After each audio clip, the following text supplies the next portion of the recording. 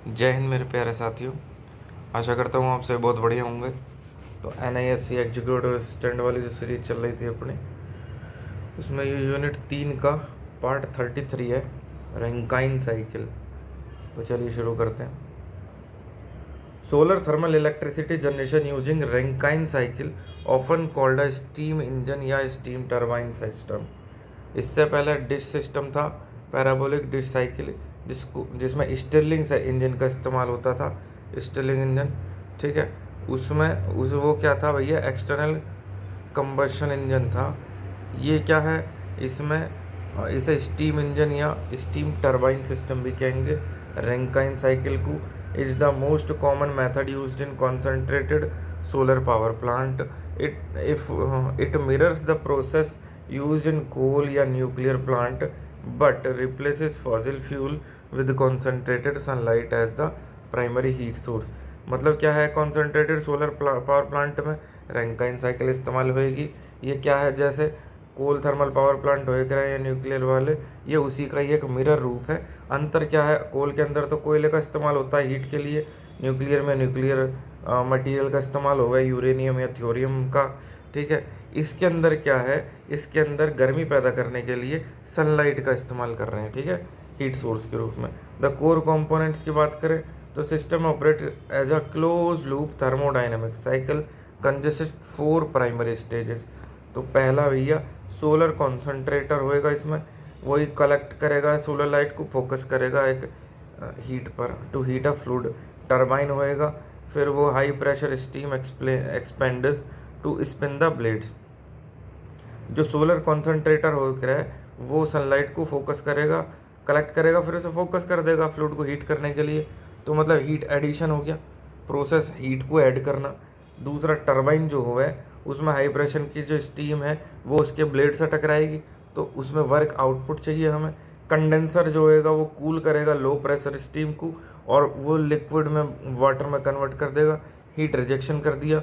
फिर feed pump हो गया, increase the pressure of liquid to return it to the boiler, ये work input हो गया, ठीक है। Step by step working principle, यू का चीज़ है भैया, step by step working principle. The Rankine cycle allows these 4 distinct stages to convert solar heat into motion and finally electricity. जो रैंकाइन साइकिल होता है वो 4 डिस्टिंक्ट स्टेज फॉलो करता है। क्या, पहले तो हीट को एडिशन करना, वर्क आउटपुट, फिर हीट का रिजेक्शन करना, फिर वर्क इनपुट। तो वही है डिस्टिंक्ट 4 डिस्टिंक्ट स्टेज होंगी सोलर हीट को मोशन या फाइनली इलेक्ट्रिसिटी में कन्वर्ट करने के लिए। हीट एडिशन आइसोथर्मल या आइसोबारिक। तो हीट एडिशन में आइसोथर्मल आता है। ये आइसो का मतलब होता है, जैसे आइसो बार आपने सुने होंगे। आइसो बार मतलब कि जिनका परमाणु भार, परमाणु क्रमांक जो है वो समान हो है। आइसो बार हो है वो आइसोट्रॉप हो है। आइसो बार में परमाणु भार समान हो है। हिंदी में मतलब हिंदी में कहेंगे समस्थानिक और समभारिक। तो समभारिक में परमाणु भार समान होएगा, समस्थानिक में परमाणु क्रमांक समान होएगा। इन अंग्रेजी में क्या कहना है वो मुझे ना पता भाई, मैं कंफ्यूज। इसे समभारिक को शायद आइसोबार कहना है और समस्थानिक को आइसोट्रोप कहना है, वो तो मैं पता होगी। तो इसका मतलब ये हुई है आइसोथर्मल, जिसमें टेम्परेचर समान होएगा, ठीक है। तो ये क्या है, स्टेज 1 हीट एडिशन, यही वाली स्टेज है यूरी हीट एडिशन। सोलर कॉन्सेंट्रेटर, इसमें क्या है भैया, कॉन्सेंट्रेटेड सोलर कलेक्टर जो होंगे, जैसा पैराबोलिक ट्रफ हो गया या सोलर टावर हो गया, ये हीट को एक हीट ट्रांसफ़र फ्लूइड के द्वारा, मतलब ये क्या काम करेंगे, एक हीट ट्रांसफ़र फ्लूइड को हीट दे देंगे। एक फ्लूइड होएगा उसको गर्म करेंगे तो वो हीट ट्रांसफ़र फ्लूइड की तरह काम करेगा। सच एज सिंथेटिक ऑयल हो गया या मोल्टन साल्ट हो गया। This heat transfer fluid flows through the heat exchanger, ठीक है, boiler, where it transfer its energy to the water turning it into high pressure superheated steam. समझे। Concentrated solar collector होता है पैराबोलिक ट्रफ या, तो मान लो ये सोलर टावर टाइप का है, ठीक है। इसने जो है यहाँ हीट दे दी, यहाँ एक पाइप से लग रहा, इसमें से हीट फ्लो हो रही है, ठीक है। अब इस पाइप में जो हीट फ्लो हो रही है, इसने क्या काम करा, आगे अपनी हीट को पानी को ट्रांसफ़र कर दिया। पानी जो है भाप में बन गया स्टीम में, वो स्टीम टरबाइन को गई और टरबाइन के आउटपुट से जनरेटर कनेक्ट है, उससे हमें इलेक्ट्रिसिटी मिल गई। यू प्रोसेस है इसका अरे कहाँ को भाग गया है, एक्सपेंशन या आइसेंट्रोपिक। तो एक्सपेंशन का मतलब है एक्सपेंड करना। द हाई प्रेशर स्टीम जो है वो डायरेक्टली स्टीम टरबाइन को जाती है। As the steam expand through the turbine blades its thermal energy is converted into mechanical work. ठीक है, जो हाई प्रेशर की स्टीम है वो टरबाइन को जाएगी, टरबाइन के ब्लेड से टकराएगी, उसके बाद में जो उसकी एनर्जी थर्मल मैकेनिकल काम में कन्वर्ट हो जाएगी, कॉजिंग उससे क्या टरबाइन के शाफ्ट जो है वो घूमने लग जाएगी, और वो शाफ्ट जो है इलेक्ट्रिक जनरेटर से कनेक्ट है, तो वो जो generator final electrical output produce कर देगी। कॉन्डेंसेशन या आइसोबारिक।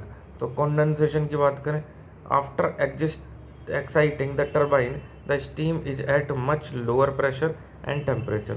टरबाइन को एक्साइट करने के बाद में जो स्टीम है उसका प्रेशर लो हो जाएगा, टेम्परेचर लो हो जाएगा, तो ये कंडेंसर में एंटर करेगी, वहाँ पर ये ठंडी होएगी, दोबारा से पानी में कन्वर्ट हो जाएगी।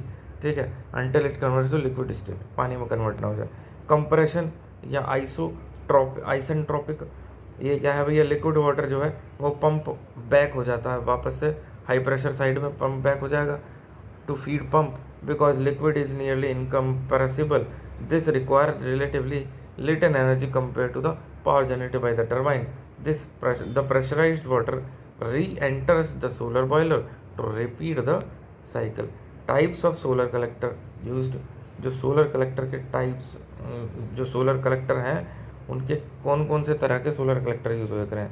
Parabolic trough collector, solar power tower, linear Fresnel reflect, ये ऑलरेडी हम पहले भी पढ़ चुके हैं, चलो यहाँ भी पढ़ लेते हैं। जो the engine the Rankine cycle is same but the way the heat is generator वो वेरी करता है।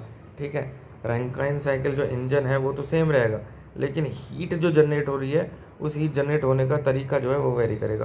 पैराबोलिक ट्रफ के अंदर यू शेप का मिरर होता है, फोकस करता है सनलाइट को एक ट्यूब के ऊपर running down the centre. This is the most mature technology.